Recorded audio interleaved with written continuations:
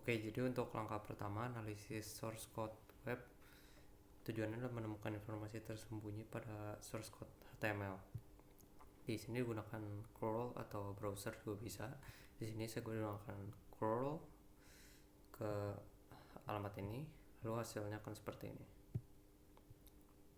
Di sini dapat dilihat source code HTML dari halaman tersebut dan didapatkan flag pertama.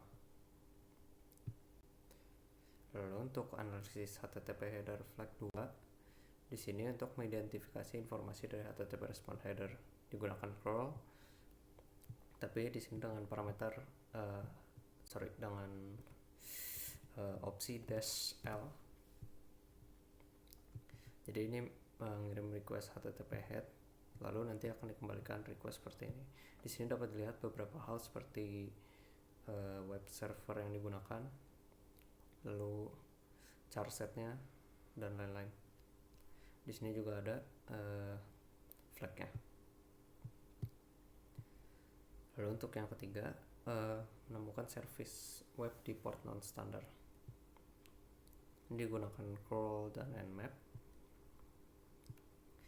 Lalu digunakan nmap localhost dan curl http localhost 8080. Ini ke kontainer yang admin.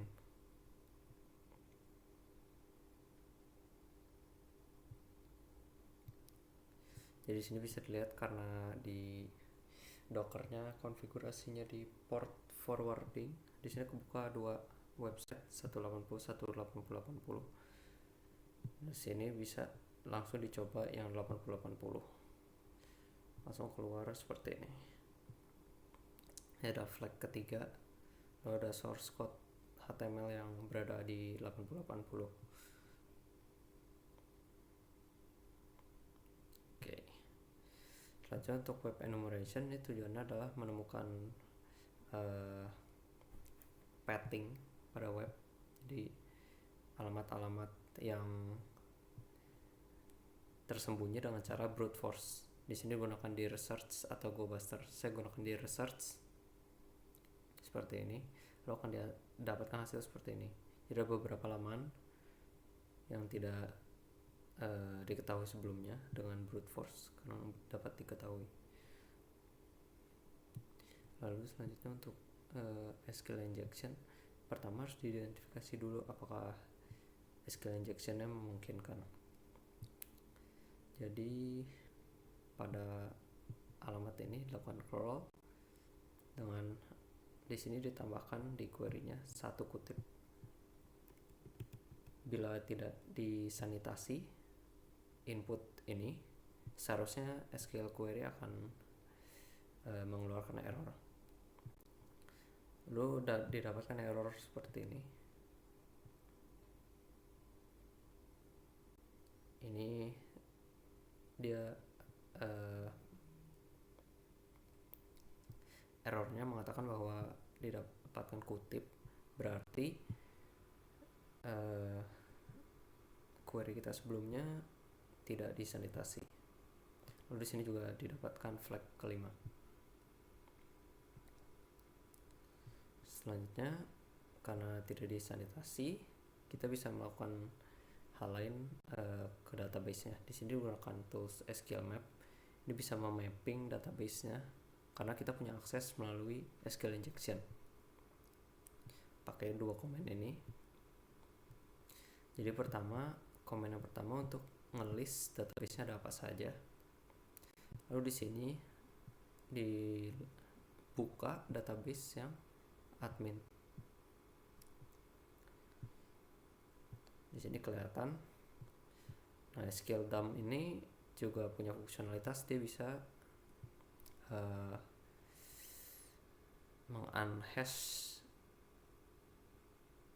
MD5 karena MD5 kriptografi yang lemah. Jadi di sini langsung bisa terlihat hasil hashnya itu sebenarnya password. Lalu seru dengan username admin. Lalu di sini ada flag ke-6.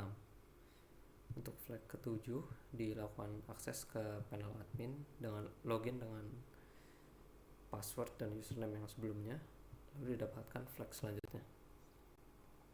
Oke, selanjutnya untuk file upload dan web shell. Pertama, untuk upload web shell, ini tujuannya adalah untuk mendapatkan remote command execution. Di sini digunakan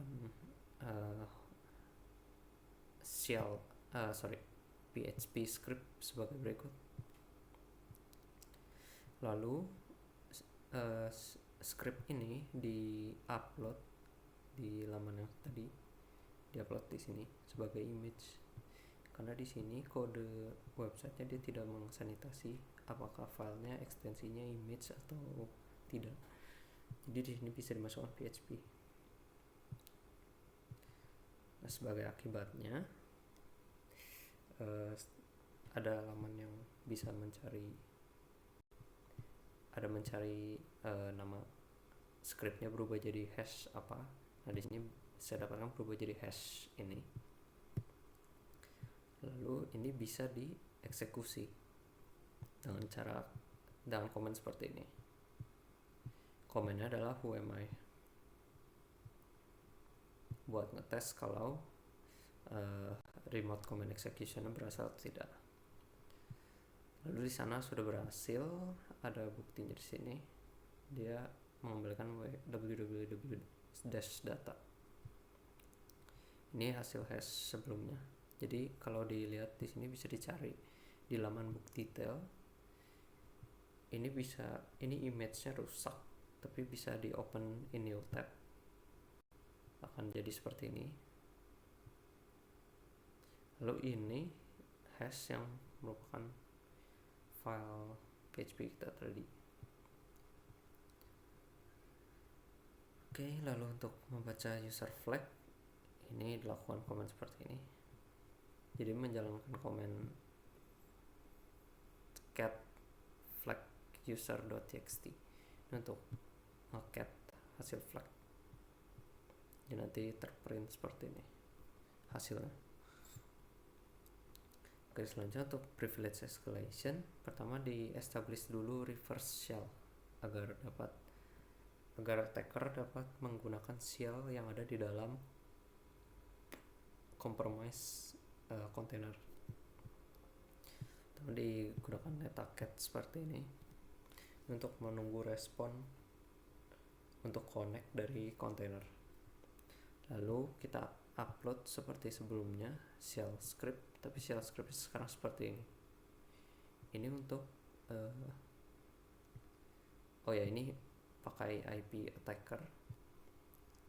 Nanti dari script ini container akan mencoba connect ke koneksi yang tadi udah dibuka ini, lalu memberikan shell akses.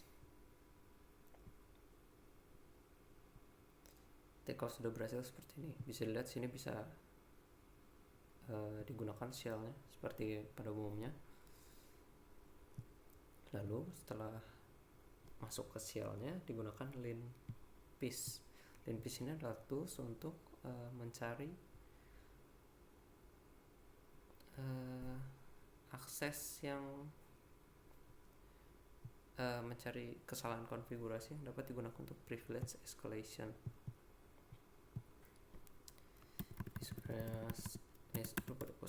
Jadi sebenarnya seperti ini. Cuma ada error dengan curl pada container, jadi harus tambahan modifikasi sedikit dengan parameter -k agar mengubah konfigurasi curl dan mengignore beberapa hal. Jadi pokoknya setelah bisa dijalankan, keluar hasil banyak seperti ini. Bagian yang utama dalam lab ini adalah SUID. Ini adalah kumpulan binary yang dapat dieksekusi oleh user manapun. Nah, masalahnya binary SUID ini memiliki root access. Jadi bila tidak dibatasi, dia bisa ngapain aja. Ini bisa digunakan untuk privilege escalation. Di sini bisa dilihat ada namanya Bien Bus yang ini. Nah, ini dia punya akses root dan full akses ke sistemnya. Jadi kita bakal gunain ini untuk privilege escalation. Lalu pada reverse shell tadi dijalankan bin bus itu. Lalu di sini bisa dilihat udah didapatkan UID-nya jadi root. Lalu ada juga di sini kalau kita untuk mendapatkan flag di cat flag root txt. Oke, selanjutnya untuk SOC analysis ini untuk sisi defender. Jadi ketika sistem terkompromis bisa lihat log kira-kira attackernya ngapain aja gitu. Jadi di sini pertama ada log ini. Kalau di cat seperti ini hasilnya, lalu ada flagnya juga, flag 10, lalu selanjutnya root base history juga sama, lalu root base rc. Cuma ada perbedaan di sini. Base history itu history command base, kalau ini history interaksi Apache si web servernya, jadi HTTP request dan response-nya. Kalau yang ini dia adalah base RC profile yang dijalankan setiap membuka terminal. Jadi attacker juga bisa menaruh hal di sini untuk otomasi setiap servernya nyalakan untuk persistence. Jadi di sini dapatkan flag seperti ini di bawah file base RC. Lalu untuk network pivoting dan SSTI, pertama dilakukan internal service discovery dulu untuk melihat jaringan internal Docker. Jadi dalam jaringan internal ada kontainer apa aja sih yang berjalan. Nah, di sini targetnya adalah internal service yang ada di 172.25.04.5000. Nah, di sini internal web service bisa dilihat dia ada flag 13. Oke, selanjutnya di internal service itu di exploit SSTI-nya karena aplikasinya prone ke vulnerability SSTI. Di sini digunakan seperti ini untuk ngecek. Jadi apakah si SSTI ini bisa dilakukan ke servernya atau enggak. Nah, tadi bisa dilihat ini jadi keluar 49, berarti bisa. Nah, selanjutnya dilakukan ini. Jadi sama seperti sebelumnya, tapi kan sebelumnya komennya simple, cuma 7x7. Komennya lebih kompleks untuk mendapatkan flag. Oke, jadi setelah menjalankan itu dapatkan flag seperti ini. Di sini ada flag 14. Oke, selanjutnya untuk binary exploitation. Pertama ini analisis binary-nya dulu secara statik. Nah, file mbptl internal binary ini untuk ngecek seperti apa ya, metadatanya. Jadi ini yang baris pertama. Lalu untuk strings mbptl internal binary, grep mbptl ini untuk mencari dalam binary dicari human readable string. Jadi kalau dari instruksi di sini seharusnya keluar human readable string yang ada di binary-nya dan flag-nya. Cuma di sini entah kenapa flag-nya berubah jadi mbptl strip 15h. Oke, selanjutnya untuk analisis kodenya. Jadi di sini bisa dilihat kalau kodenya ini menggunakan buff ukurannya 128. Tapi di sini di gets buff ini dia tidak mengecek kalau buffnya ini overflow atau enggak. Jadi sini bisa dieksploit, tapi sebelumnya harus di discovery dulu service-nya. Jadi dari main mbptl tadi dilakukan kedua ini. Nah, bisa dilihat dari main itu, kalau sebelumnya kalau dari Docker internal network dari yang ini menggunakan IP, karena dari Docker host dia tidak bisa meresolve domain Docker. Tapi kalau misalkan dari device dari container main mbptl, karena dia berada dalam Docker network yang sama, dia bisa meresolve hostname mbptl internal ini, lalu dapatkan dia bisa connect. Lalu di sini ada flagnya yang ke-16. Lalu untuk exploit ini buffer overflow yang sebelumnya, digunakan command ini dari dalam container main mbptl.